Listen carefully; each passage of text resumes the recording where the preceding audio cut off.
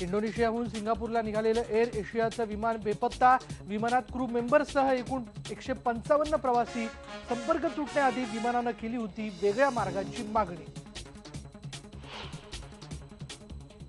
बारामतीत वाईट टाकलेल्या कुटुंबाचा वैद्यू जात पंचायतीच्या सदस्यांनी केलेल्या अमानुष छळाला 9 दिवस पूर्ण, पण मुख्य आरोपी अजूनही मोकाट।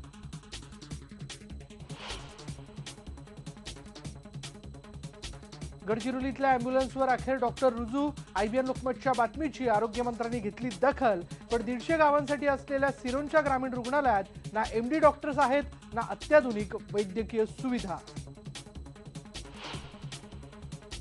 कणकवली नगरपंचायतीकडून विनाशुद्धीकरण पाणी पुरवठा, नागरिकांचं आरोग्य धोक्यात। सिमल्याहूनही थंड राजधानी दिल्ली, तापमान 2 अंशांच्याही खाली। दाट धुक्यामुळे 55 विमानांची उड्डाणं रद्द, 70 रेल्वे गाड्यांचं वेळापत्रकही कोलमडलं।